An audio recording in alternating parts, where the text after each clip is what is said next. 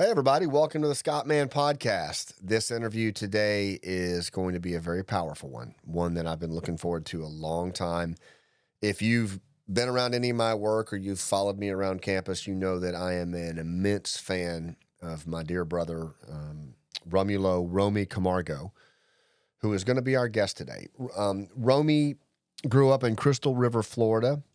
He enlisted in the Army in 1995. And you'll hear about that and what his special ops journey was. And he retired with the rank of Chief Warrant Officer 3 from the Special Forces community. While Romy was conducting a combat operation on his third tour in Afghanistan, he suffered a grievous wound that changed his life forever. It was on September 16th, 2008, and we're going to talk about that. But we're also going to talk about the journey after that injury. And this is why I'm so excited for you to dive into this podcast with me, because you know this podcast is all about human connection and connecting like your life depends on it. His life did depend on it. The connections that Romy had built as he was lying there fighting for his life in that ambush zone, and then once they got him off the X and moved him back to Walter Reed and then Florida, everything that happened from that point forward was built on the sturdy shoulders of social capital and human connection and old school interpersonal skills. And you're going to see how Romy put that to work in the toughest of circumstances, where he could not move from the shoulders down and was dependent to breathe on a ventilator. He still was able to leverage the power of human connection and storytelling and all of those old school interpersonal skills to get amazing stuff done. And you're going to hear about that amazing stuff in this interview.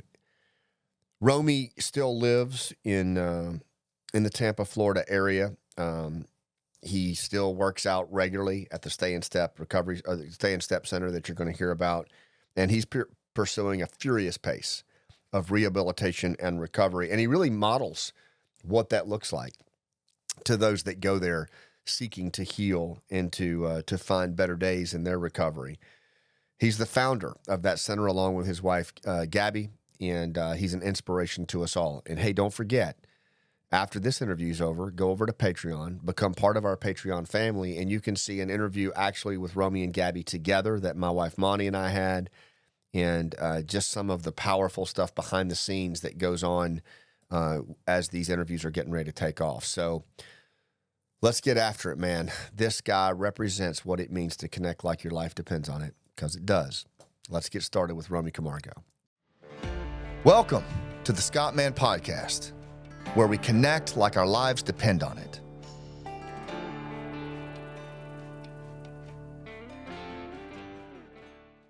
So, Romy, it's good to be sitting with you, brother. That's good to see you. I'm telling you, man. A lot of times you and I have sat and have had conversations in a lot of different places on a lot of different topics. But one of the things that I thought I would start off with is this.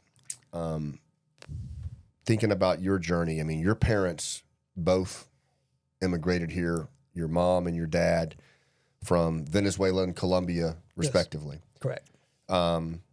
You joined the Army right out of high school, and we'll talk about that.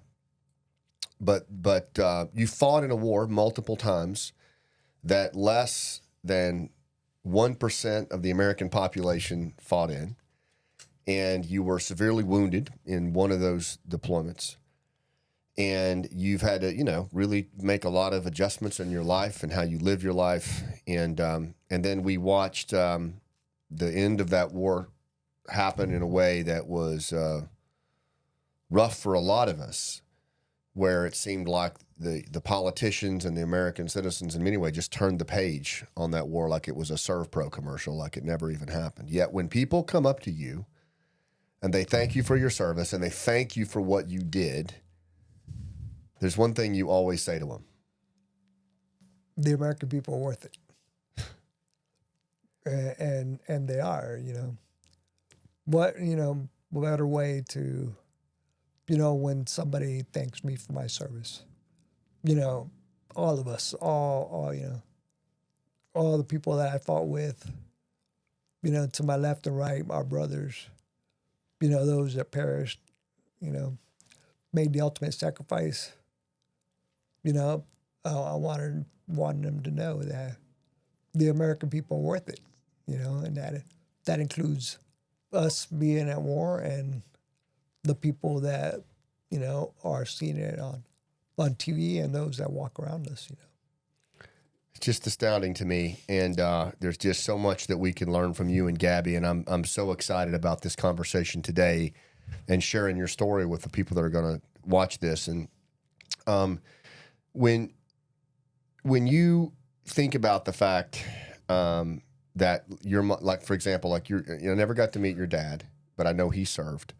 Correct. And of course, I've had the opportunity to be around your amazing mom multiple times from the time you were injured, and I feel like in many ways she's my own mom. And how did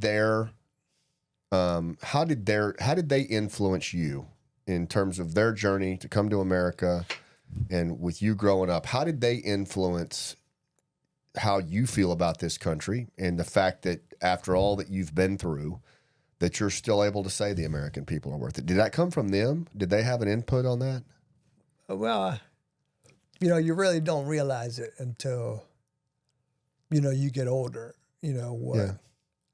what the impact is, But I was a pediatrician in Venezuela when he met my mom, and then they came here to the United States. And my dad and mom, left everything. In Venezuela, they came here. But we always stayed in contact with the family back home, back in Venezuela. And I mean, I always, traveled to Venezuela ever since, every summer since kindergarten. And I mean, it was an incredible opportunity for me to be able to experience another culture. Right. And I really didn't understand the sacrifice that they made until later on in life when, I started realizing that they came here, for us to have a better life, for us to for us to have a better life, Yeah. and everything that we did. Yeah. It's amazing. So, and I thought that was, that's big. I think it's huge for my parents, for them to do that. Them to do that for 100%. us. And there was a certain young lady that you met at some point when you would go back to Venezuela. Yep. I met Gabby when I was 12 years old. And I was her first kiss at 14. and we kept in touch every summer. Yeah. Then I went back until I was 18, and then when I was in Orlando, before I joined the military, she had come down for 2 weeks and we hung out. And then we went our separate ways. I went in the military and got married at 19. Yeah. Young decision. And then she went on to law school in Venezuela. But then in 2000, we kind of met up again and we started a relationship, and till today. The rest is history. Yeah, the rest is history. So let's walk it back to when you joined the Army. Yeah. Tell us a little bit about that journey, because I mean, you had a hell of a ride. I mean, what all you did with your career is pretty darn astounding. But talk us through some of the things and what led you to join. I mean, I think I know, but what led you to join, and tell about some of the highlights of what you did in the special operations journey that you were on. Both my brothers were in the 82nd Airborne, and my second older brother joined first. Okay. And then my oldest brother, joined second. Well, when I saw my oldest brother graduate airborne school, I thought that was pretty cool. And I was like, well, that's what I'm going to do. That's what I want to do as well. Right. I can't remember how old I was, maybe 6th, 7th grade, when when I saw him graduate airborne school. Yeah. And I was like, I want to do that too. Yeah. So. And you're pretty athletic, right? Like you played a lot of sports. Yeah. Where did you go to school? I wrestled. I went to high school in Crystal River High School, Florida. Crystal River High School, Florida. Okay. And I was on the wrestling team for 4 years, and then I ran track. Right. And then I was on the swim team because when I was a senior, they started the first swim team. Okay. So I also swam. Okay. As well. All right. And you're super athletic. Every time I went to Venezuela, we'd go swim the beaches over there. Yeah. And those beaches are pretty. Yeah. Yeah, they're pretty Pretty bad, sporty. Pretty swirly with the waves and the rip currents and everything. Right. And, so you had to swim. You had to be a strong swimmer. A strong swimmer to go in that. So you went in the Army out of high school? So at high school, I tried to join the military. Yep. But I was medically disqualified. I didn't know that. Because when I was 2 years old, I got hit by a car. And so I had been unconscious more than 48 hours. So when I got to recruiters, when they tried to do the initial medical screening, I had to have a CAT scan and a neurological exam. Okay. So, I was 82nd Airborne all the way, Yeah.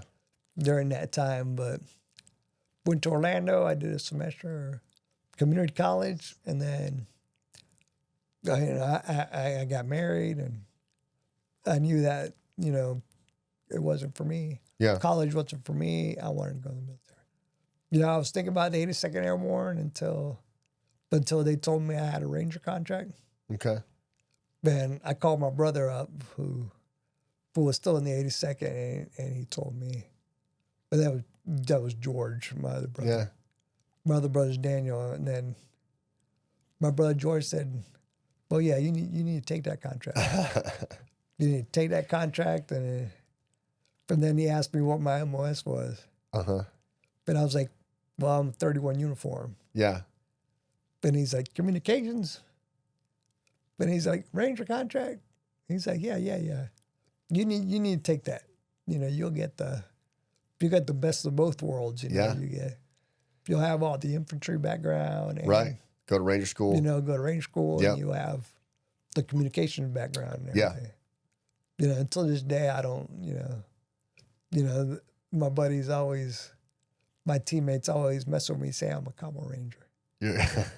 But hey, that can be a rough crowd. That team. Yeah, it is. It is. Yeah, that's awesome. It's pretty rough. But so you got in, went to which battalion? signed into the 1st Ranger Battalion up in Savannah. Yep. And went did 4 years there. I left in April of 2000. So you did your time in Ranger Battalion. How was that? What was that like? Man, it was awesome. The first year and a half, you never do anything right as a private Ranger. But then once you graduate Ranger school, and I happened to go to Ranger school twice. Yeah, I did it 3 times, so that's all right. That sucks. It does suck, man. But I wasn't ready the first time, Yeah. Yep. I came back, I hung in there, stayed in there. And they let you stay and go back. That's great. Okay. And then I went back 6 months later. And got your tab. Got my Ranger tab, and from there, once you graduate Ranger school, you're off to the races. And they're they put you in leadership positions. Yep. They're grooming you to be a leader anyways. Sure. From the beginning, that's what's so great about Ranger Battalion. So you're in this light infantry unit, the high speed light infantry unit, elite unit. What starts to happen where you start to think about special forces? Yeah, I wanted to go to the special operations, and the big thing was being able to teach. Indigenous forces. Yeah. In the target language, and I already spoke Spanish, so right. You knew what group you were going to. I figured, I'd be going to the 7th group. Yeah. So I I feel like our first as a trip native speaker and everything. I feel like our first trip together was Colombia. So we went to You and me. Cabañas, Right. which was a peacekeeping operation down Yeah. in Argentina. You know, what was it like for you? What you ended up? What was your MOS, your specialty when you went into Special Forces? I was an 18 Echo communications. Okay, you stayed with communications. Yeah, and what stayed was with- that like? That transition going from being, you know, the high speed Ranger surgical strike kind of guy to, because a lot of people don't know that's what Green Berets do, that they work by, with, and through indigenous people, and that they're advisors and trainers. What was that like for you making that adjustment? Downrange, you know, in range battalion, it's train. Yeah. You know, fast pace. Here, downrange, when you're training indigenous forces, you know, Yeah. you're more of a teacher, you know. You spent several years on 2-5. Yep, I was went able to spend 3.5 years on 725. Went to combat with them. Went to combat with them in 2005. Helmand Province. Yep, we're at Gresh I remember in the Helmand Province. And, you were doing some off base work, and your company commander decided that I was working at the ops director, and decided to send me a picture of you as a target. Yeah, unbeknownst to me. Dressed in your indigenous garb. I didn't know it was me, Scott Steyer, and Bobby Sanderson, and Harold Freeman, and you know whatnot. We were in Free Hall. Now I'm just name dropping now, but and we got together. And, you operated pretty alone and unafraid out there, didn't you? Yeah, we went out a couple times, and we Bobby Sanderson and Scott Steyer, they're like, hey, you know, let's just, you know, why don't you put on these man jammies and whatnot, and pose with this AK-47, and you know, we're just we're having a good time. Pretty compelling pic. And yeah. they sent that picture. Yeah, we'll have to show that picture. Yeah, I had your guys thinking that we had you on the target deck for the longest time. It was pretty good time. Yeah, it was funny. So you got back from that trip. You eventually moved over to 715. Yeah, another I got scuba back team. from that trip. That trip taught me a lot. You know, we had Jeff Miller was a warrant officer, and Danny Campbell was team SAR, and I liked what they were doing. And what was it that I wanted to have a voice on an A team, which meant kind of you moving towards the warrant officer direction. I wanted to become warrant officer. So you put in a packet. Put in my packet. Talked to the, you know, I was talking to the battalion warrant at the time, and you know, we're always, you know, he's like always interviewing people and whatnot. So talked to him for a while, about a month, you know, till we were about to leave Afghanistan, and started putting my packet together. He signed off on it. Of course, JD signed off on it, and then my team warrant signed off on it. But and then we got back. We got back July 05. Yeah. And then December of 05, signed out of the company, and then I started WOCS at Fort Rucker. Okay. In January 06. And you and Gabby were married at this point, or no? No, we were married. Okay. We were married then. Okay. So we were still dating. She was living in Miami. Right. And you went to the warrant officer course, came back as a warrant officer. Came back as W1. And then were assigned where? Well, actually, we rewind back. I went in December. Okay. I went to WCS. Okay. And then we had Christmas layover. But then January went back, and then graduated WCS in February of 06. Was promoted to W1. Okay. And then I went back to Fort Bragg, and then that's when at Fort Bragg, that's where they do the warrant officer basic course for SF. Yeah. SF OBC, yeah. And then your team you eventually landed on was And then, 1-5. so I finished the warrant officer course, finished the MOS portion. And then I came back, and I went to 7115. So you ended up going to combat with them 2 deployments? 2 deployments. I went in 07, and then I went in 08. I think this is something that a lot of folks don't realize is that during that 20-year war, a lot of units deployed. Special operations was extremely busy. Special forces, I'm only about 6,500 in the whole, 1.4 million person inventory of the military. And I had a senior officer tell me one time, he said, Scotty, there's really 2 phases of life post 9/11. You were either in Afghanistan or you're getting ready to go back. Yeah, exactly. That was pretty accurate, wasn't it? Yes. Because you're doing, your training and basically you're training to go, and then when you get back, there's downtime, and then you're training special skills and whatnot, doing team training, bedtime, and then battalion training, and we were going back. So it was, 7 months there, basically. 7 to 8 months was our rotations. Yeah. And then back for 6, and then back for 7 to 8. So I went in 07, Undressed was born. We were supposed to leave March. This is your son Andres. My son Undressed. We were supposed to leave. We were supposed to leave in March 11th. Yeah. And Undressed was born on the 12th. Wow. So Gabby was already in labor when the team left. Wow. And then 13 days later, I deployed to Afghanistan. Okay. So 13 days after your son was born, Yep. you went back to Afghanistan. This was your second deployment. This is my second deployment. You did that deployment, successful deployment, came home, and then Real good deployment. And then you were on your third deployment.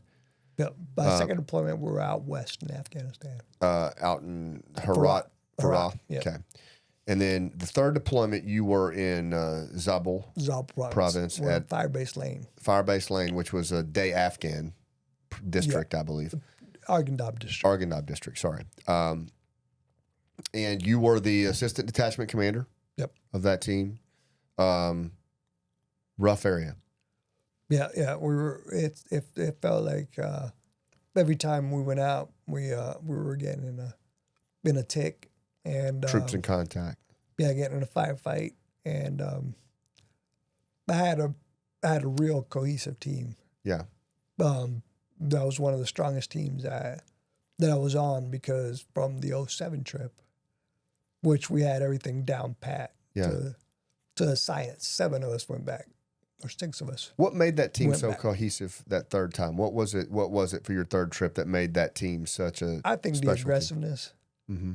and the fact that everybody knew their job, knew where to be.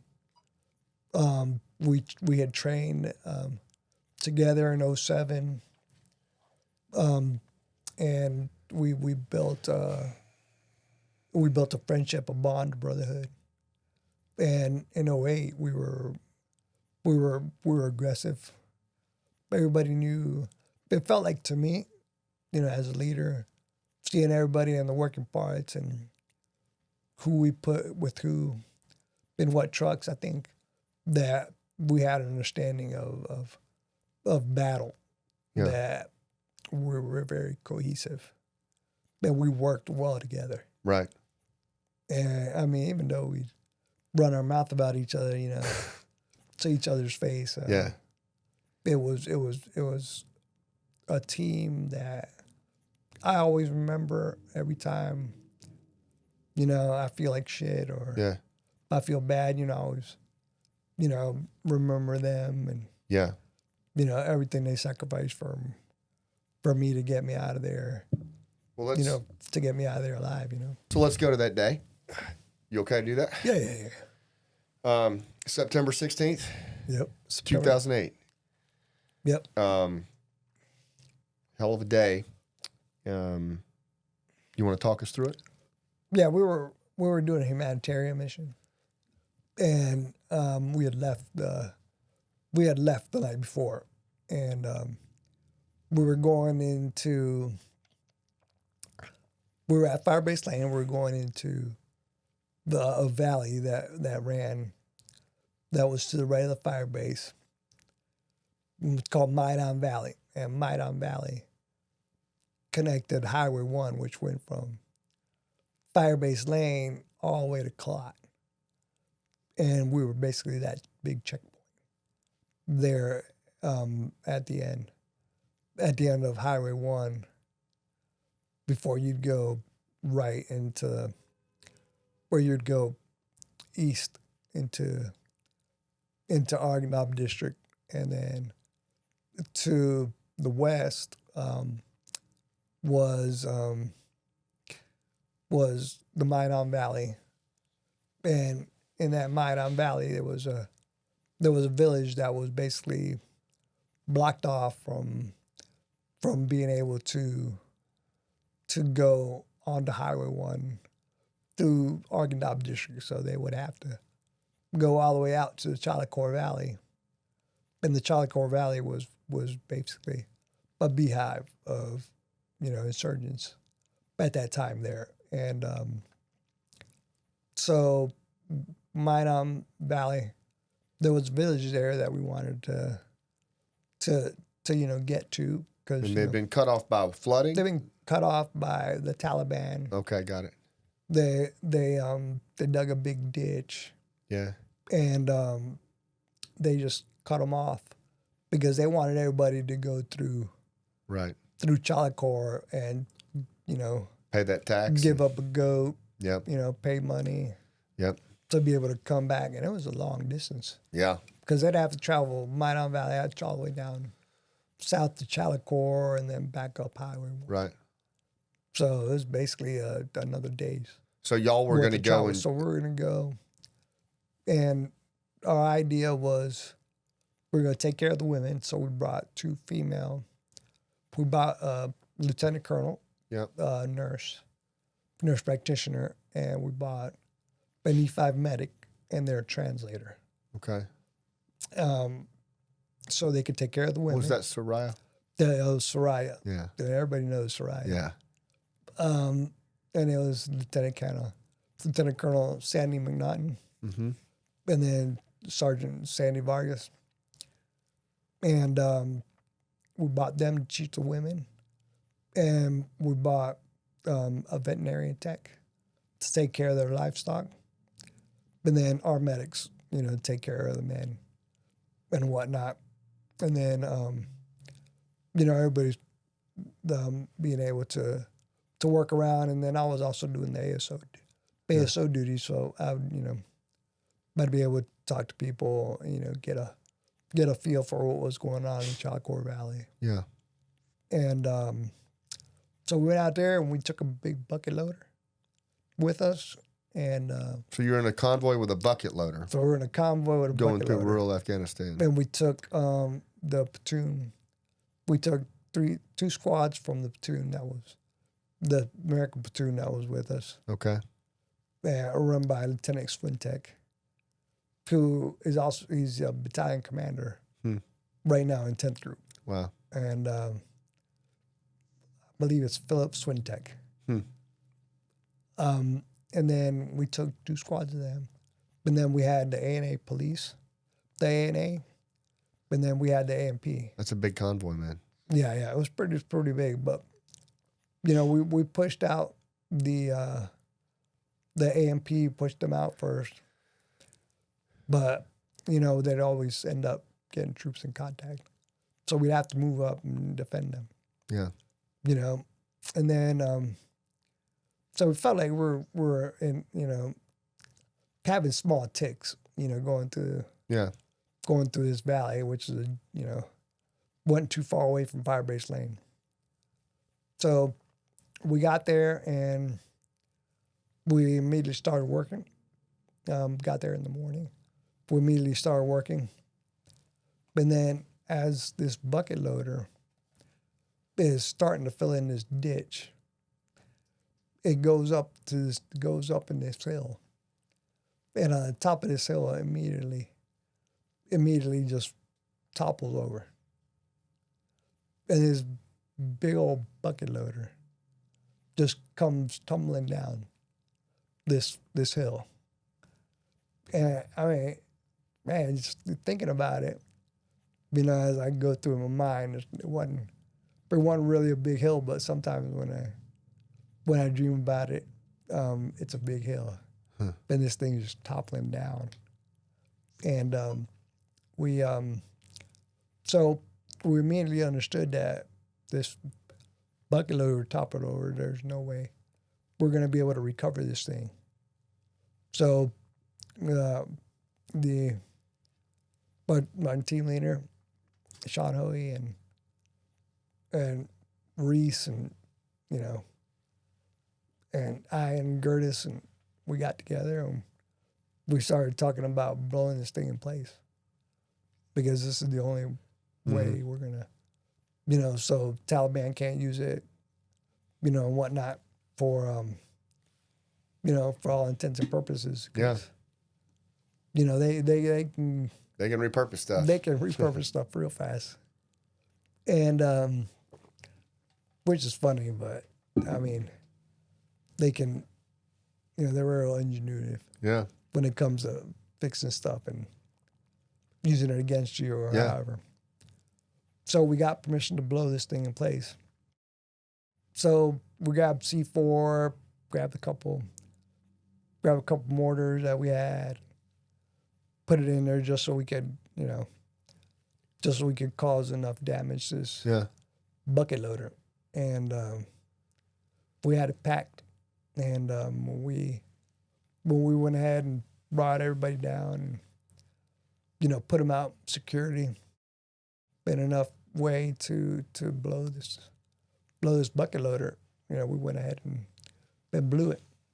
And before the bucket loader fell, everybody's doing their job. Everybody's working, doing what they're supposed to be doing. And we ended up having this mishap that we took care of, and we blew it in place. So once we blew it in place, we got everybody together, and it was time to exfil. So as we were exfilling, they were able to launch an ambush on us, and they were firing from the ridge line up top, and they were firing from beyond the village. And as we fanned out and we started directing fires, Sean Hoey had one element and I had another element. I had Timmy, my driver. He was a mechanic, and Timmy just retired not too long as an Apache pilot. Yeah. A lot of people don't realize what the support guys did in that war, man. They did a lot. Yeah, Timmy, that was the second time Timmy was going with us. And when he got back from Afghanistan that trip, he's like, nah, I don't need to go SF. I've already been 2 years with 1.5. That's enough. That's an SFS time for me. Yeah.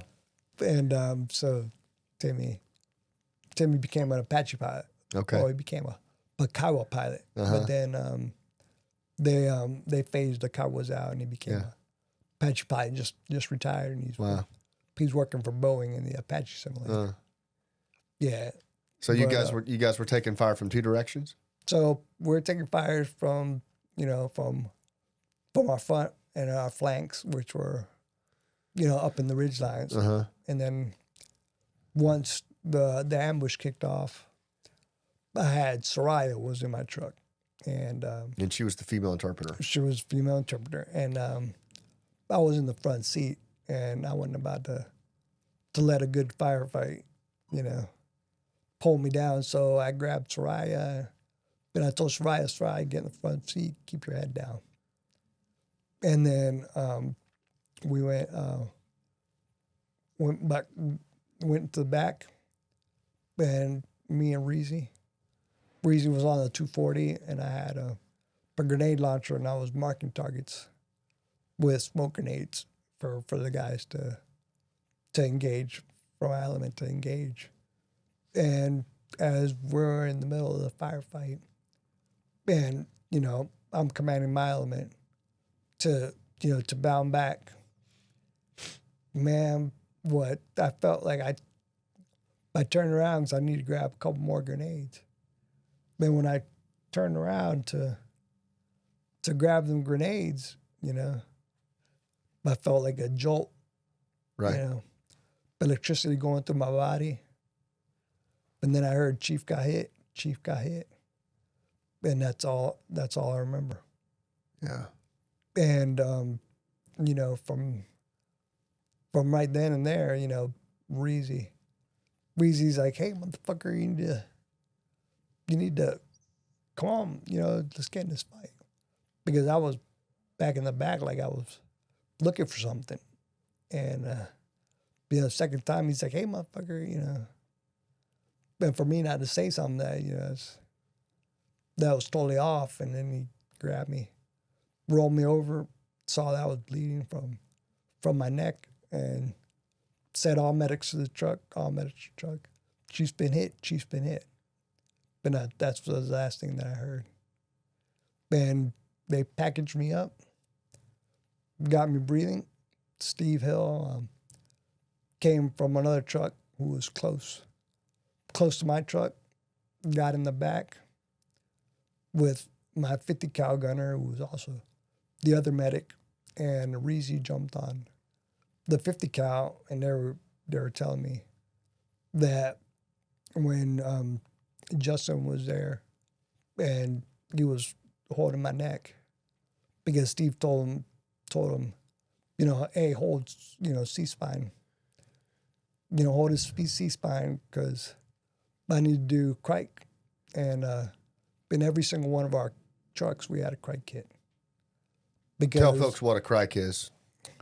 Crike kit is to open an airway to the crike covered membrane, which is that soft spot in the middle of your trachea between your chin and your collarbones. Basically have to cut the throat open. Yeah, basically so.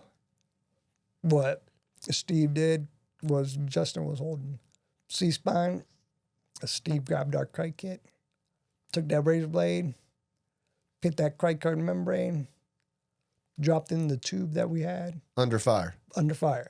And this is while Reezy is,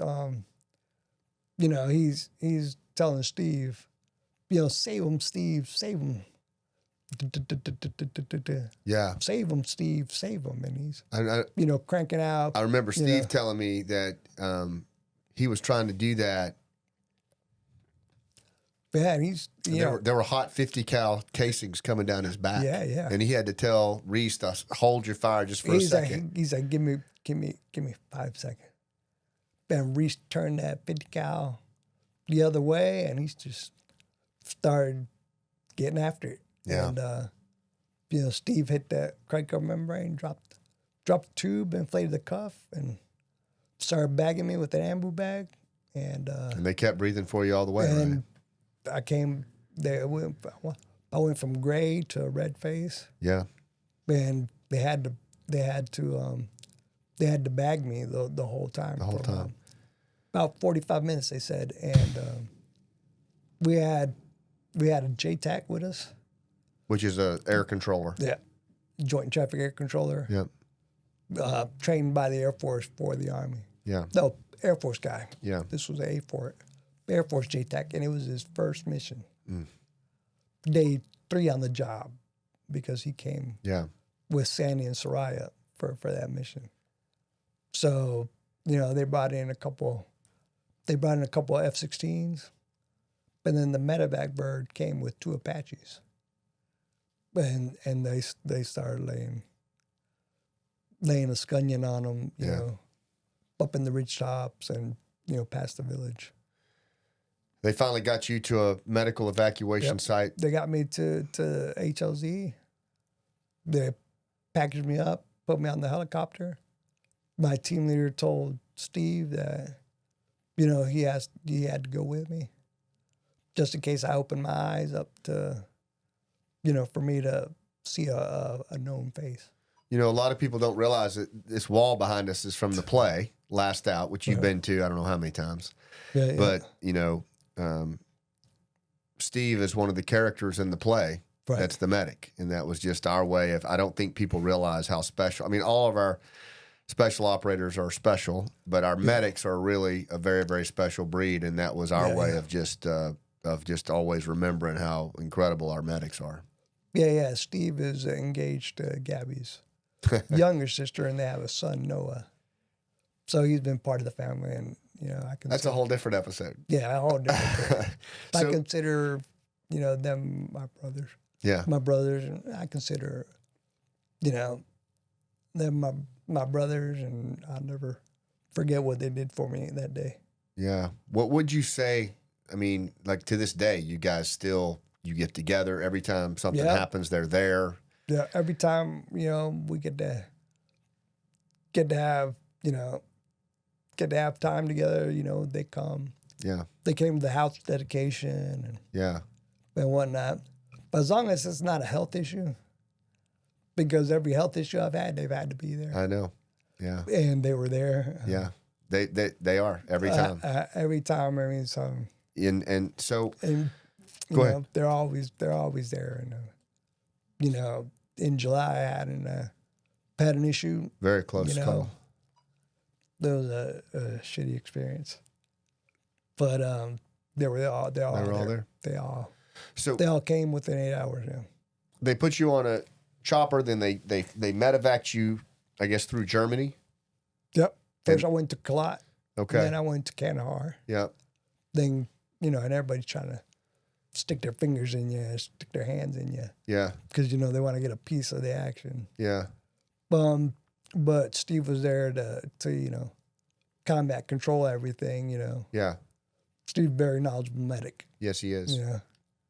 And so got to Kalat. They gave me a small ventilator at Kalat. Then I moved to Kandahar, Bagram. Stayed the night in Bagram, straight to Landstuhl. Yeah, Germany. Stayed 1 day in Germany, maybe a day and a half, and I was from the battlefield to Walter Reed. It was all 3 days. 3 days, and then you get to Walter Reed. I was working in D.C. at the time, and Lieutenant Colonel Carlos Perez, you know, it's a small, tight-knit community. He called me. He knew I was up in D.C. Yeah. He knew the unit was forward. Yeah. Carlos was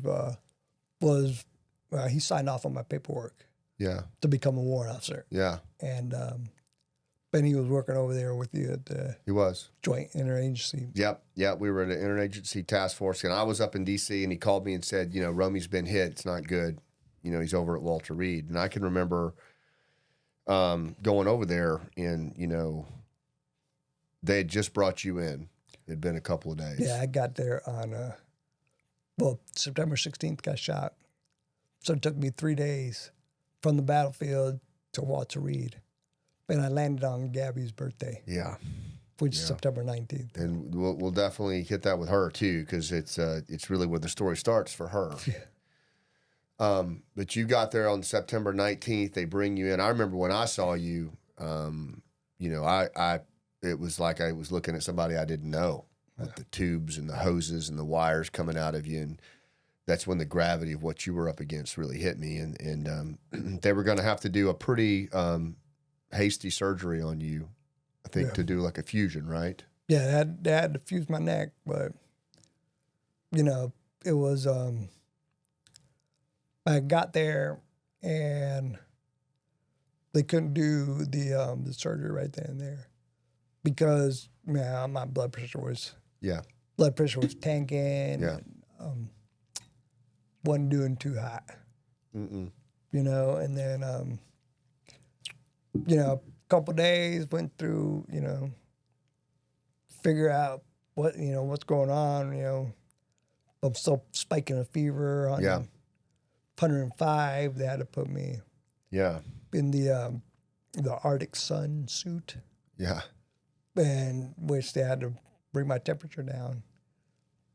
So the Arctic sun is, you know, it's a suit, basically it's a blanket, basically, that they pump cold water through to bring the to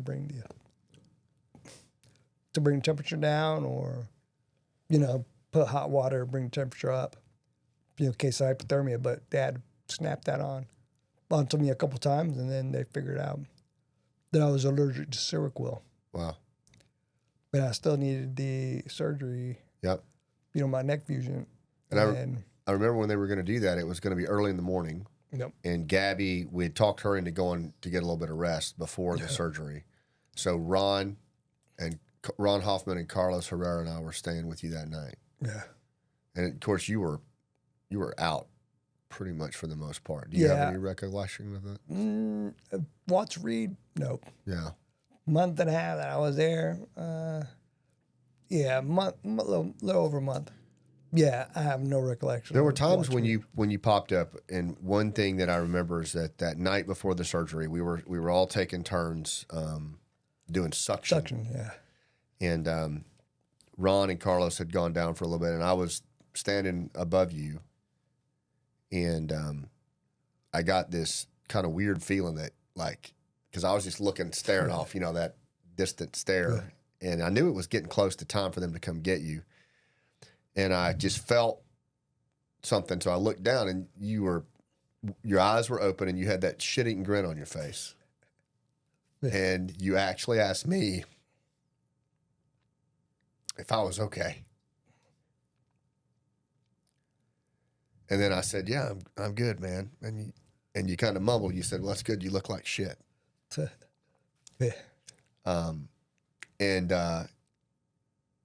And then you were back out, and I just said to myself, man, where in the world do we find guys like this that can even in those moments check in on somebody else, And I personally knew in that moment that you were going to be all right one way or the other, but it was a hell of a road from there, wasn't it? Yeah, it's been a hike. Yeah. They moved you to Haley. I came to Tampa. Yep, James A. Haley. And went to the James A. Haley VA hospital, which is the best VA hospital that we have in the United States, according to Romy Camargo. That I've been there several times. Yeah, you've had great experiences there. Yeah, I've had great experiences there. I can totally say that the VA in Tampa is the best hospital I've been to, and I've been to a couple other civilian hospitals, during my journey. And man, the VA to me is where it's at. I feel more comfortable there.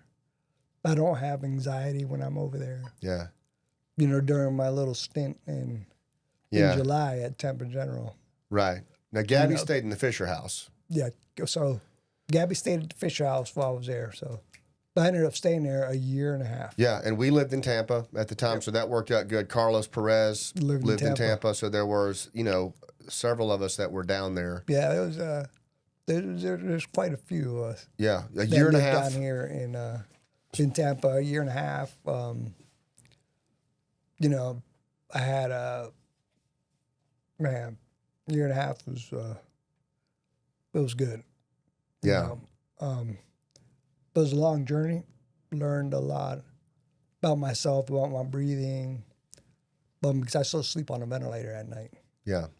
And I'm on a diaphragmatic stimulator. Let's talk about the stimulator for a second, because a lot of you made so the decision was made to put the diaphragmatic stimulator in, and tell us a little bit about like what that does, because it needed the as far as the breathing during the day. Yeah. So, the idea of when you come off a severe injury and you get put on a ventilator, the ultimate goal is for you to come off that ventilator and not have to, use the ventilator at all. But since I was such a high cervical injury, I'm a C3 complete, and that took out my diaphragm right off the bat. Right. So once it shattered my vertebrae, because the round came in through the back of my ear, ricocheted off my C3 vertebrae, breaking it up in a whole bunch of pieces. Yeah. Then it ripped out the side of my neck. So when that happened, my diaphragm completely went out.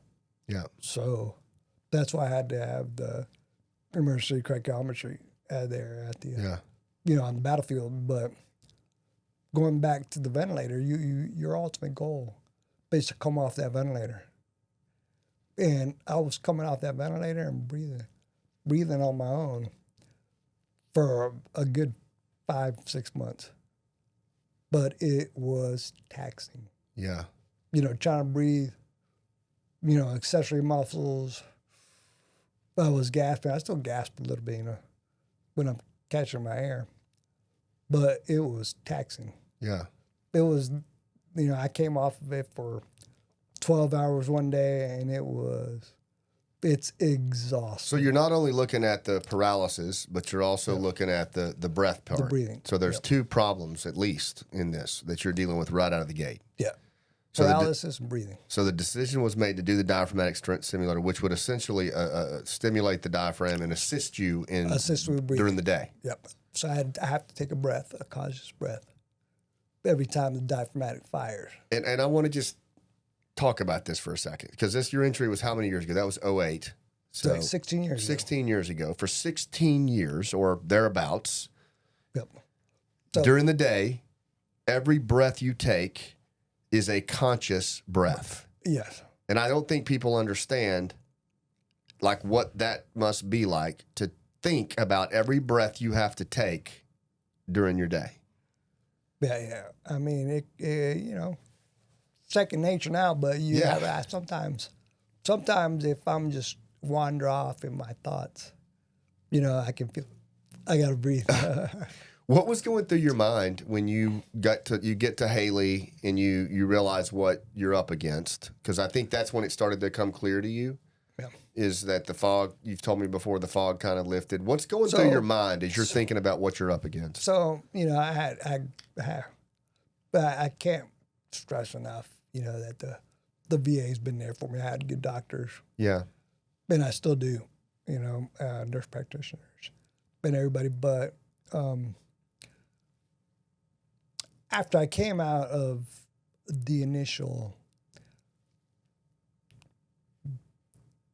jolt of, drugs, anxiety drugs, mind medication, all those medications, so that you don't have anxiety, for you don't,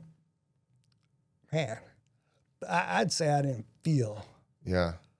But as I came out of that, we'll say December, is when I started coming to where, I could start, making decisions. And what's going through your mind as you're looking what you're up against here? Man, I couldn't believe it. And I started asking questions. And that's when Dr. Pope, when she started pulling me off medications. Yeah. Slowly but surely enough to where I felt like I was, I was there, mentally. What role did Gabby play in your recovery? Oh my God, Gabby is my rock. She is, man. She is my security blanket. I don't care what could happen. You married up, didn't you? Yeah, I'm married up. But as long as she's there, it's incredible, the security blanket that she provides, But I mean, and as an advocate too, right? Like, so she was a massive advocate for you. Yep, and we talked, and we always spoke, to each other. Yeah, and talked about what the next steps were. And, and so we fed off each other. Right. But Gabby, man, she was immaculate, especially the times, when I was at Walter Reed, I was initially wounded. She's I hate to say it, but it's English as a second language. Yeah. And not everybody handles medical terms. Right. even if you speak English, you know what I'm saying? So she, not only did she have to answer the medical terms, she had to, she had to help me out too and whatnot. And she had to keep it together. Yeah, she had to keep it together. And another thing, rewind back, my brother. Yeah. Daniel, he lives in Denmark. Right. So when he gets the word that I'd been shot, he knew I was going to stop by Landstuhl. Okay. And he knew that he'd be able to see me if he just got there. So him and his wife Lotta drove from Denmark to Landstuhl, and he was able to be with me, and he rolled me out onto the tarmac. And SF, being SF is awesome as an organization, but also the Care Coalition. Yeah. Shouts out to them because the advocate that took me on board told my brother, "Hey, are you coming or are you staying?" And my brother didn't understand. Yeah. But he goes, "Hey, are you coming or are you staying?" But he looked at his wife and grabbed his passport and said, I'm going. Wow. That's amazing. So what an incredible thing. But our whole focus in here is human connection. And you think about the power of human connection in just your journey home to save your life. My brother got there, and I remember my first conscious wake up was seeing my brother kneeling down beside me. And was that on the plane or where was that? That was on the plane going from Landstuhl to. Yeah. And I said, "Holy shit, I'm making the trip." Yeah. Because in Venezuela, we always like, if you die, you're gonna see somebody. Oh. You always see somebody. Or if you see somebody that's out of place, So you thought that was it? So I thought that was it. I thought I was making the trip. The trip. I thought I had just died and I'm going to heaven, and the last person I'm seeing is my brother. Your brother. Dang. Me and brothers and my sister, we're close and everything. Man. So I was like, damn, Daniel's in Denmark. Yeah. I'm supposed to be in Afghanistan. I was just in combat. And I'm making the trip. Well, then when you get... For Gabby to be with Daniel, and she'll go more into that, to be with Daniel, that was... the stars couldn't align more. Yeah. For it to be a transition that we were fixing to face. You had the right people beside you. Yeah. Your dad, at one point when you were in, I guess, was it in Haley? Your dad was just down the road. Man, so my dad served 2 years in the military. Yeah. He was a pediatrician. When he got a letter in the mail. Yeah. Said, you either join the military or go back to Colombia. Imagine if that happened nowadays. You know what I'm saying? Yeah. So, there was a couple other doctors that were with him that said, hell no. We're back to Colombia. I won't go. And we're back to Colombia. And, my dad told my mom, hey, I'm going to join the military. And I don't think my dad knew the magnitude of what just happened, because when he was in processing and he had all his paperwork and they saw he was already a specialized pediatrician, they're like, welcome to the Army, Captain. And my dad came in as a captain. Wow. In the Army because he already a specialized pediatrician. And he was a pediatrician in Fort Lee, I believe. Okay. or Fort Belvoir, but he was head of pediatric ward. He made major and then got out. Yeah. And then, being in the military, coming from Columbia, getting that letter in the mail, I support it. And, it changed his life. Changed our life for the better, I guess. Yeah. But and that I think that catapulted my brothers to join the military. Yeah. And then you. And then me, myself, yeah. And then he fell ill. So, man, we were trying to get benefits for him. We didn't know how much benefits we could get. Yeah. But we knew he was entitled to some benefits because he fell ill. He had 2 progressive diseases. Eventually took his ability to speak and his ability to swallow, so he was having a peg tube. And before I got to Walter Reed, before I got to James A. Haley, he already had a room at the James A. Haley, had all his benefits started up. And my mom was able to stay in the Fisher House as well. And then Gabby had a room in the Fisher House. My mom had a room in the Fisher House because she was taking care of my dad, who was in the Fisher House. And all his benefits were started up. Wow. Thanks to the Care Coalition. Care Coalition, once again. The SOCOM Care Coalition. Not only to take care of you, but they take care of your family. Yeah. And they've shown it again and again. Again and again and again. So you went through, let's fast forward a couple of years. You start to attack the overcoming the paralysis. He's paralyzed from the shoulders down. Is that accurate? Yeah, paralyzed from the shoulder down. And also now on a diaphragmatic stimulator, learning how to breathe during the day. There's a point where you and Gabby decided to pursue a cutting edge kind of surgery. Yep. That could potentially make a difference in all y'all's lives. Yep. Tell us a little bit about that and what happened. We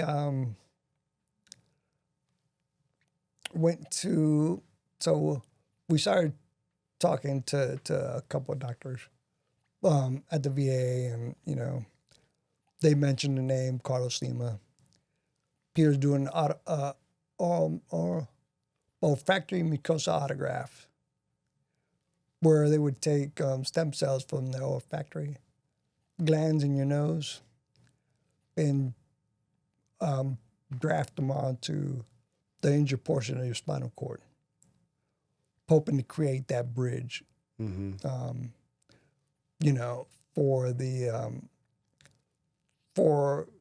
make that continuity, from the injured portion of your spinal cord through the rest. I mean, there was, some good, some not so good. You do your research. And, we brought it up to the Care Coalition with another family that wanted to do the same thing. And, they put us, we got to the Care Coalition and we spoke to the SOCOM medic, the SOCOM doc. I forget his name. But, we talked to him and they talked to, their guys, and they put up a 16-man panel for us to brief on what this surgery was about. I'm sure they read about it, but they wanted to make sure we were well versed on what we were getting into. So me and this other family with Gabby went up against this 16-man panel, and we started talking about, what the outcomes are, what the risks are, what the effects were, and we knew we were up against, research stem cell surgery, but what could I lose? Right. Don't have it anyways. Yeah. But so we went off to Portugal. in 2011, May 2011, went to Portugal because I was in Portugal when they shot Bin Laden. Yeah. And so we went again. Gabby went, and my brother also went to Portugal. So Gabby had, her bodyguard there. And SOCOM Care Coalition had got an interpreter for us. He was in the Army, spoke Portuguese, and they sent him Advon and talked to all the doctors and everything, and then I showed up. And we started laying this thing out, and I stopped by Landstuhl and General Repass with Sergeant Major Skakelski. I think I pronounced that right. Think so.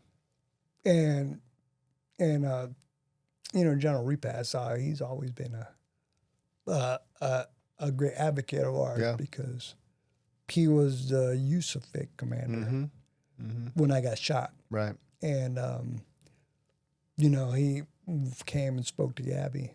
Right. And, Gabby didn't bother anybody. She wasn't calling and, whatever, she just basically took orders now. Yeah. Which turned out to be great because, she was calm and collective and she'll tell you about that. But General Repass was a SOCUR commander then. Yeah. And so they came by I went through and then went through the surgery and everything went well. The SOCUR surgeon was there. General Repass sent him to kind of observe, to be there and a observe. liaison. Yeah, liaison, and then also if anything went south, they had they had contingencies. And this is a very rare surgery. I mean, like this guy. Like it's cutting edge stuff. Yeah. And when the surgery was done, well, the Army hadn't seen it for sure. Exactly. Yeah, they had to fly you to Portugal to do it, right? And the Surgeon General of the Army, Lieutenant General Schumacher, General Schumacher's little brother, 3-star Surgeon General of the Army approved it, and the Undersecretary of Defense as well. And that set and then that set the conditions for others. Yeah. To pursue that. So now there was a policy out. Right. Well, it came out, after 2011 that if any service member wanted to seek any surgery or any implant devices outside the United States or, in the United States, they were able to pursue that. I'm always amazed by Green Berets who pursue that bottom-up approach to get that kind of stuff done. I mean, you guys changed policy for others to follow. And so the surgery was successful in the sense that it was what were some of the outcomes of the surgery when you got back to the States? And I know temperature regulation was a big one. That's a big one. That's a big one because I'd always be bundled up in a Snooki cap in the car when it's 105 degrees outside. Right. Always felt cold, but us paralyzed individuals, we're always cold and stuff like that. Right. I mean, I still wear a Snooki cap to this day, but not in the summer, not in 100-degree weather. But I used to do that. Yeah. So temperature regulation, was there a little after when I got back. Started feeling it come on, but, as far as anything else, it's hard to say if anything else as far as movement-wise or anything. But there was a protocol that they mandated, if memory serves, that for you to come on the other side of this was a lot of functional movement, weights, that kind of thing. And so kind of talk us through that change. So when we come back, the surgery wasn't the tell-all. Yeah. The surgery is just there to start a catalyst. And the big thing was the activity-based exercise that you have to do. Yeah. when you come back from surgery. So all the activity-based exercise in the rehab world that you could think of, we had to do. So basically a lot of walking. Yep. A lot of treadmill walking. A lot of functional like movements, like if you're doing like if you're doing sit-ups, if you're doing crunches. Now, correct me if I'm wrong, but a lot of walking and this is cutting edge stuff. And standing. This is cutting edge stuff because typically in the spinal cord injury realm, there's a certain level that you do, and then the insurance kind of cuts off, and then atrophy sets in, right? And this was going against that. This was actually putting that kind of activities-based exercise on top of that and getting beyond the atrophy. Yeah. So that's you want to try to beat the atrophy and keep your ligaments moving, your muscles moving, your body moving. Being upright, standing. Yep.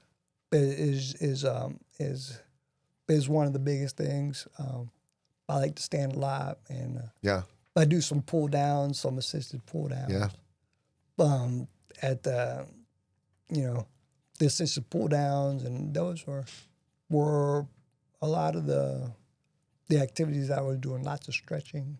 And that must have been lots of stretching. Nice because you've always been a workout fiend. Yeah, so I was always out there, so I was always this is nothing new to me, Yeah. I just, the paralysis was new to me. Right. But at the VA, I was doing, I was working out every day at the VA. Yeah. And then after the surgery, before the surgery, I'd go on Monday, Wednesdays, and Fridays to the VA. Okay. And Tuesdays and Thursdays, I would go out to Center in Orlando. Yeah. And work out for 3 hours there. And that was a haul. That was a haul because I-4 is crazy. It is. It's the most dangerous interstate in the world. Man, I tell you, I-4 is crazy. And I'd leave at 6 o'clock. And I'd get there at 9. And then I'd leave there at 12. Man. And that's a whole day. Yeah, whole day. And we did really good over there, Right. Did a lot of standing, a lot of walking on the treadmill. Which kind of opens you up to a new way of approaching this stuff. And as you start looking at retirements now, because you're still on active duty. Still on active duty, 2011. Right. And, they always tried to med board me. Yep. And everything. But, with the surgery, we got a couple years. Yep.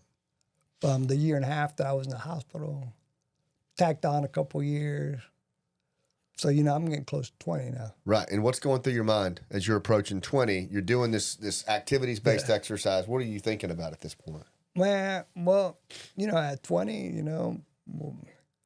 insurance, not insurance, but I'm not going to be able to come to the VA. Right. As much. Like what you're doing. Or at all. I get the fancy chair. I get the nice chair. I get,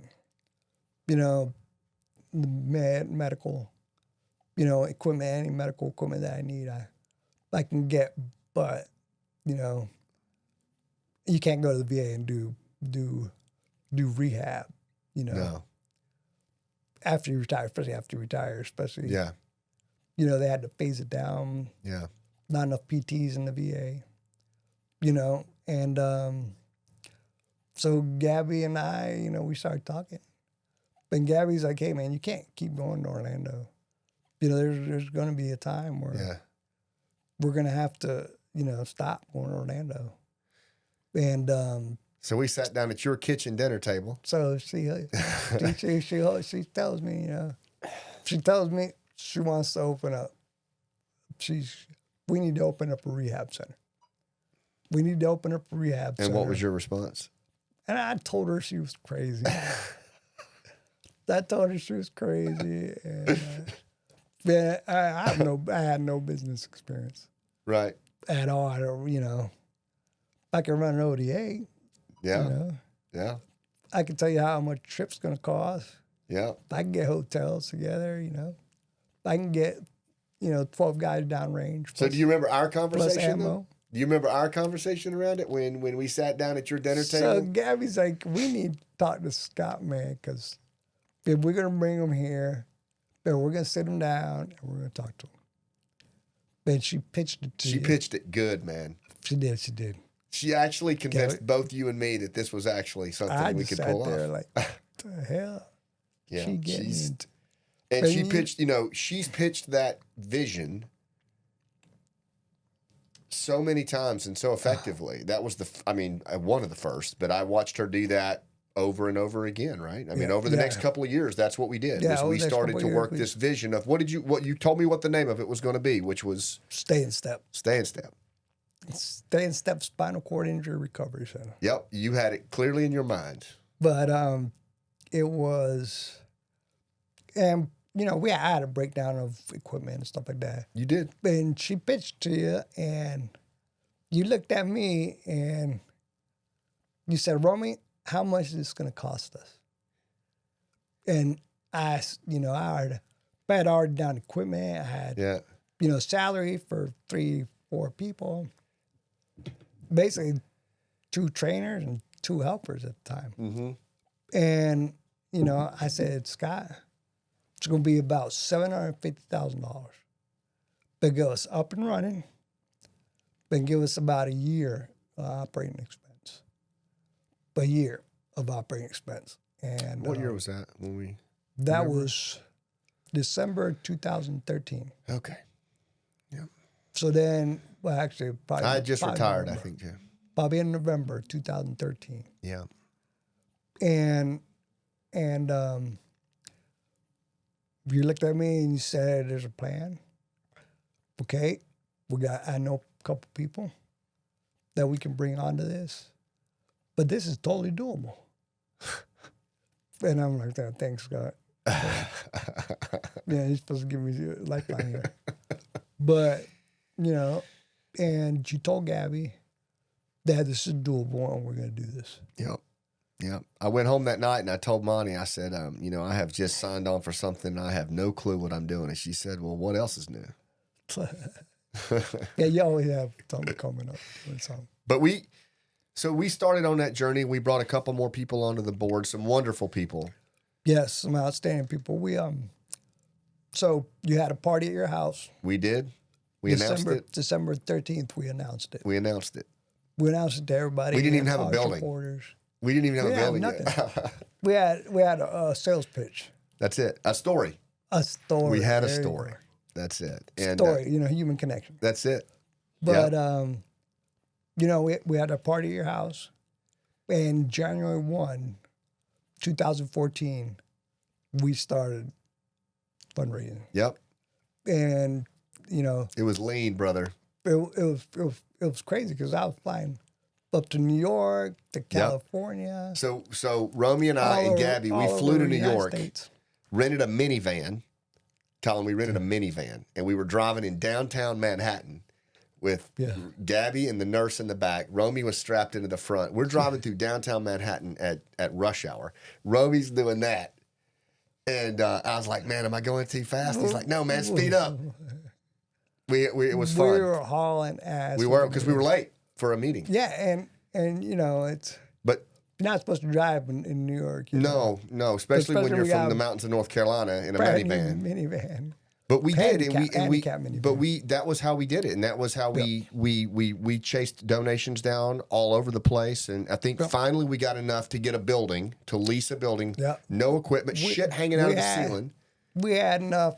We were getting everything ready. Yeah, and we programmed out, then we set timelines, and we were hitting all our timelines. Yeah, and we're keeping you updated. And everything, and then we finally got a building. Yep, and got a building. Like you said, shit was hanging out of the... I mean, the floors were in terrible shape. There's no equipment. There's nothing at all. Nothing. But we would go in there and just sit in that building, and we would look around and talk about what was going to be in there. You remember? We had to knock a couple of rooms. Yep. Couple offices. Yep. That we had to knock down. And you always ask Gabby what her vision. Yep. How she envisioned this, and we explained it to you. And we shot videos that you were a pinnacle, because you could tell You could tell our vision. Well, I could see it because y'all could see it, and then to cut right to it, and I know Gabby will talk about this too, but we had the good fortune that the general brought Toyota. Yep, General Steel. General Steel brought Toyota to come see it. Mr. Osama Nagata. Nagata. Simon Nagata. Yep, rough looking dude in the beginning. Did not suffer many fools. No. But he really, Gabby won him over. You both did. And he decided to help us. And when he left, I didn't know if he would or not. But you guys got the news after he visited the center. There's nothing in the facility. So we got the news. I think, we were all there together. Yep. And we got the news that he was going to support us. Yeah. But we were all there together. Yeah. When we got the check-in. Yeah. Because we didn't even have a mailbox. The mailman came in and gave us this envelope from Toyota. Yeah. And we opened up and it was a $300,000 check, which pushed us at the $750,000. We were where we needed to be. And you're like, how fast can we get this ball rolling? I said, we get this ball rolling now. And it was fast. And it was fast. Yeah. And by June, was it June? It was. But we had it open. So we had open June 20th. That's right. Of 2015. That's right. But it took us a year and a half. Yeah. A little less than a year and a half because we think we got the check in May. But I had already talked to George Palang, who still works with us. Still there. At Stay Amazing in Step. human. Because Stay in Step is now called Stay in Step Brain and Spinal Cord Injury. Because you guys have Recovery expanded into so many other modalities. Yeah. It's amazing. We cover the whole neurological spectrum. We have the Parkinson's program. So let me back up a second. 5,000 square foot facility in the beginning. Cutting edge equipment, a couple of trainers. Yeah. Steve Hill was there. Steve Hill, I talked to Steve Hill, managed to get him to come on board. And he was amazing. Years. And he was awesome. And so it was Steve Hill, George Palang. And that went on for several years. For several years, Stay in Step. And talk a little bit about those years and some of the things that Stay in Step did while y'all were operating. So the first 6 months we operated on, come in, let's give some free sessions to people that needed it. And, our trainers were, we actually got a trainer from, he worked at a rehab center also, like ours, in New Jersey. And he came down and trained Steve and George and Jose for 2 weeks. And, we got up to speed. And George, I saw him. He was doing his internship. Okay. Where I was working out at in Orlando. So that's how I met him. And, you snatched him. And I called him up and I asked him what he was, what he was doing. And he's like, hey, I'm about to move to, I want to move to Tampa. And I pitched to him, what I got going on and if he wanted to work for me. An amazing team. Yeah, and he squared away. And so Gabby worked in there. You worked in there. Gabby worked in there. I worked in there. Everybody was hands on deck. And, I even figured out, because this is almost 10 years ago, figured out how to do medical billing because the VA sends us referrals. Right. So the VA, I was able to figure out how to bill the VA to insurance. And, I was able to learn that. And we received our first couple of checks. What's one insurance? What's one of your most memorable cases with Stay in Step? Like when you think about impact or just at a personal level, something that the Stay in Step crew did to make a change in somebody's life with the recovery. What's something that stands out to you? We still have clients that were there from the beginning. Yeah. We still have several clients that have come to Stay in Step, and we've been able to give them the long-term rehab Yeah. that they need to have a better quality of life and to be able to live this. And some people thought that they weren't going to have a life at all. Yeah. And they come. There was nothing available in Central Florida like that. No, not in Tampa. Not in Tampa Bay and not in surrounding area. Yeah. Except Orlando. Right. And that's a trek. That's a haul. For anybody coming from. Yeah, of course. Well, from Tampa up north. Yeah. All the way north I have, Yeah. There's not any place near Stay in Step. And we have a good crew. Yeah. Young crew. And we're in the academia portion as well. Now you are. We've had for a while, I think 2 years after we opened up. Yeah, it's amazing. We have internships from 7 colleges. 7 colleges. And we've had OT, PTA interns, exercise science interns. Yep. That come, from 7 local colleges. And USF, we had two individuals come from Georgia Tech that they came. Yep. For their PT internship. We've had OT doing their capstone projects at Stay in Step. We've entered the academia world. You've moved into a new facility. And so 2 years ago, we moved into our new facility because 4,400 square feet wasn't doing it for us. No. I mean, growing it was so fast. Yeah, it was packed in there. Yeah. And we had chairs, family members. Yep. Caregivers. Kids, caregivers running around. And it was packed. Because y'all make it a family affair. I mean, like Gabby talks about when Andres was small in Walter Reed, his thing to play on was the toilet. Yeah, in my room. In your room. And that was he'd it. hang out with all his toys. And now, the big bathroom that I had. That's not going to happen with Stay in Step. So, it's a family-oriented. We had a family room and kids' room.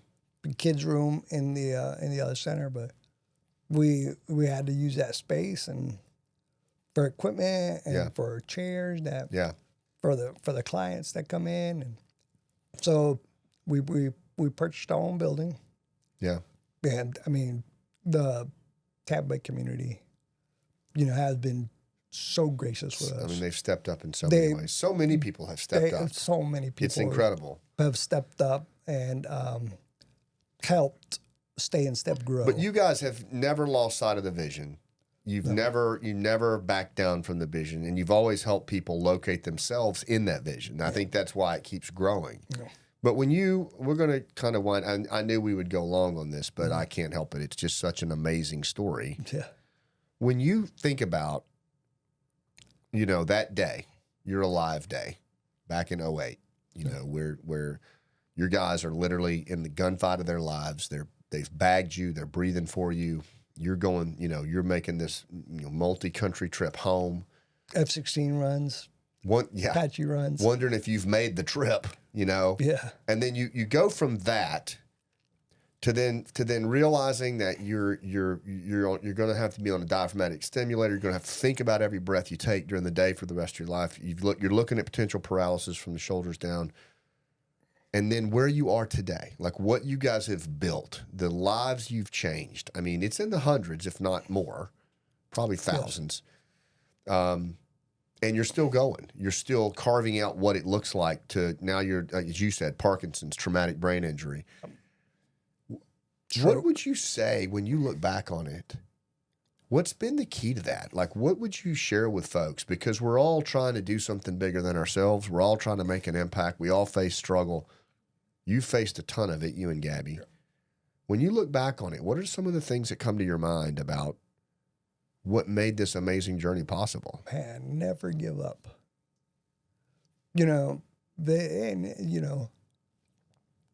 It's always been, my dad told me once, if you quit once, you make it a habit, Bam, never give up, always do well for our clients and try to open up, make it more accessible and,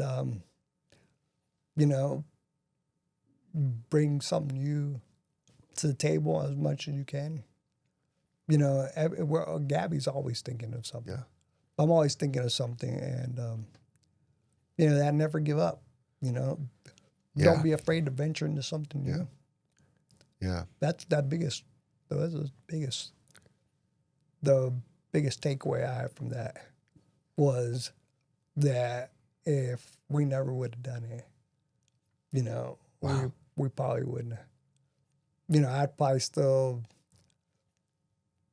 I probably wouldn't be as good shape as I am now. No, I hear you. I'll share this with you. I don't think I've ever shared this with you, but I'm as close to my old man as you are to your dad, and you've come to know my dad over the years, and he's always been a huge fan of you guys. He was there when you opened up Stay in Step. He was one of the first donors, like he and Mom both. Like they're just like they think of you and Gabby as their kids. But after Stay in Step had opened and been open for a while, my dad had a stroke. And, it was a stroke that for him, even having bouts with cancer, it was life-changing for him because he encountered paralysis on his left side, and he completely had to learn how to walk again. And this is a guy that was a wildland firefighter not only did he have to face learning how to walk again, how to use his arms again, which was for him was, as many, very difficult, but also just he really crawled inside himself to some degree. He didn't want to quit, but he was really struggling mentally. And he was down in Florida visiting, and one of the things, and this was early on in post-stroke, and we said, let's do some work at Stay in Step. He went there, he worked, with the therapist, he spent time talking to you, and I'm standing off to the side watching my dad learn to walk again. In a place that didn't exist, several years back. And had it not been for the vision that you and Gabby had, I don't know. But what was really critical to me was when we got in the vehicle and he'd had a good talk with you, he just smiled at me. He said, I'm going to be all right. And from that point on, it was a major shift in his mindset, and you guys gave him that. And I don't even know how many hundreds of people you have given that to. And when you talk about never give up, don't be afraid to stretch your comfort zone, like, man, that shit's for real because you don't realize how many people that's going to serve. Man, that's why we try doing what we do all the time. Yeah. And we try, have a good program and being able to make it more accessible for people. Yeah. And, bring on the donors, help us donate. Let's talk about that as we close. The donors. How can people learn more and do more for Stay in Step? Well, you can go to our website, stayinstep.org. Okay.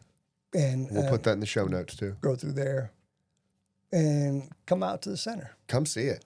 Come see it. It's come something. Touch it. Yep.